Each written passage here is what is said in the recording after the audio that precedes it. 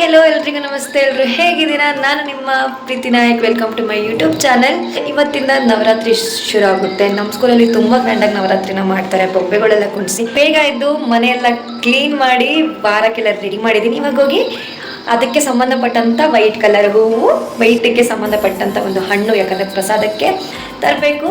So again welcome you all a day 1 Navratri. So ನಾನಿವಾಗ ಅಂಗಡಿಗೆ ಹೋಗ್ತಾ ಇದ್ದೀನಿ. ಇವತ್ತು ಡೇ 1 ಶೈಲಪುತ್ರಿಯ ದಿನ ಆದ ಕಾರಣ ಇವತ್ತು ನಾವು ಹಾಕೊಳ್ಳೋ ಬಟ್ಟೆನೂ ಬಿಳಿ ಬಣ್ಣ ಇರುತ್ತೆ. ಮತ್ತು ನಾನು ದೇವರಿಗೆ ಬಿಳಿ ಹೂವನ್ನೇ ಮುಡಿಸ್ಬೇಕು ಅಂತ ಅಂದ್ಕೊಂಡಿದ್ದೀನಿ, ವೈಟ್ ಫ್ಲವರ್.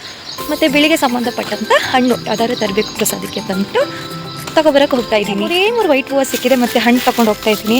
ಆಲ್ರೆಡಿ ಲೇಟ್ ಆಗಿಬಿಟ್ಟಿದೆ. ಇವಾಗ ನಾನು ಸ್ನಾನ ಮಾಡಿಕೊಂಡು ಪೂಜೆ ಮಾಡೋಷ್ಟೊಳಗೆ 8-8:30 ಆಗಿಬಿಡುತ್ತೇನೋ. ನೋಡೋಣ, ಪಟಾಪಟ್ ಅಂತ ಹೋಗಿ ಎಲ್ಲ ಕ್ಲೀನ್ ಮಾಡಿ ಪೂಜೆಗೆ ರೆಡಿ ಮಾಡಿ ಸ್ನಾನ ಕೊಟ್ಕೊಬಿಡ್ತೀನಿ. ಸೊ ಬನ್ನಿ, ಇವತ್ತು ನಾನು ಹೇಗೆ ರೆಡಿ ಆಗ್ತೀನಿ ಅಂತ ತರಿಸ್ತೀನಿ.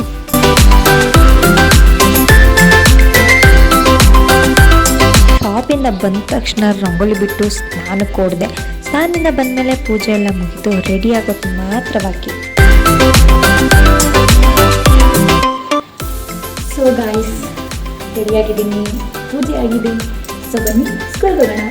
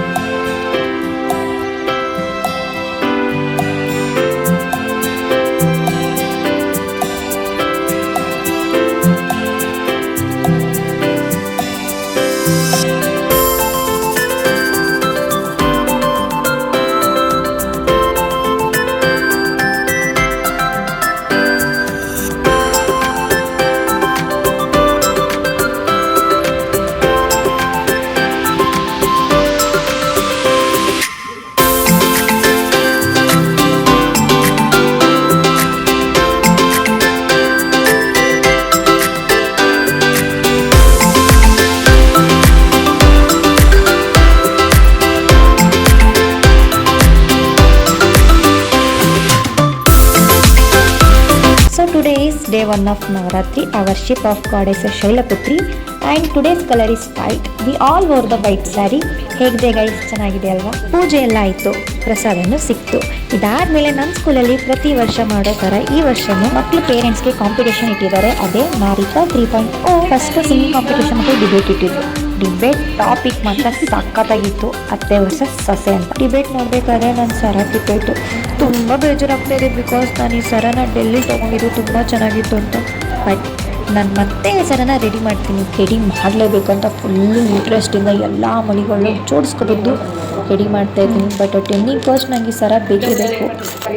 S, I did it. Finally ನನ್ನ ಸರ ರೆಡಿ ಆಯಿತು. ನಾನಂತೂ ಫುಲ್ ಖುಷಿಯಪ್ಪ. ಆಮೇಲೆ ಊಟ ಮಾಡಿಕೊಂಡು ಮತ್ತೆ ಡಿಬೇಟ್ ನಡೆಯೋ ಜಾಗಕ್ಕೆ ಹೋದೆ. ಅಲ್ಲಿ ಸ್ಟ್ಯಾಂಡಪ್ ಕಾಮಿಡಿ ಶುರುವಾಗಿತ್ತು. ಪ್ರೋಗ್ರಾಮ್ ಎಲ್ಲ ಮುಗಿದ್ಮೇಲೆ back to home. So guys, welcome back. ಇವಾಗ ತಾನೇ ಸ್ಕೂಲ್ ಮುಗಿಸ್ಕೊಂಡು ಮನೆಗೆ ಬಂದಿದ್ದೀನಿ. ಚೆನ್ನಾಗಿತ್ತು ಇವತ್ತಿನ ಪ್ರೋಗ್ರಾಮ್ ಎಲ್ಲ. ಡಿಬೇಟು ಸಹ ಚೆನ್ನಾಗಿತ್ತು, ಸಿಂಗಿಂಗ್ ಕಾಂಪಿಟೇಷನ್ ಸಹ ಚೆನ್ನಾಗಿತ್ತು, ಸ್ಟ್ಯಾಂಡಪ್ ಕಾಮಿಡಿ ಸಹ ಮಾಡಿದ್ರು. ಸೊ ಆಗ ಅಂಗಾಡಿ ನಮ್ಮ ಮನೆಗೆ ಬಂದ್ರೇ ಒಂದು ನೆಮ್ಮದಿ ಅಂತ ಅಂದ್ಕೊಂಡೆ. ಬಟ್ ಕರೆಂಟ್ ಇಲ್ಲ. ನೋಡಬೇಕು ಎಷ್ಟು ಗಂಟೆಗೆ ಕರೆಂಟ್ ಬರುತ್ತೆ ಅಂತ. ಸೊ ನೋಡೋಣ. ಸಂಜೆ ಟ್ಯೂಷನ್ ಎಲ್ಲ ಮುಗಿಸ್ಕೊಂಡು ದೇವಸ್ಥಾನಕ್ಕೆ ಹೋಗಿದ್ದೆ. So hi, welcome back again. ಹೇಗನ್ನಿಸ್ತು ಈ ನನ್ನ ಚಿಕ್ಕ ವ್ಲಾಗ್? ಐ ಹೋಪ್ ಎಲ್ರಿಗೂ ಇಷ್ಟ ಆಗಿದೆ ಈ ಒಂದು ವ್ಲಾಗ್ ಅಂತ.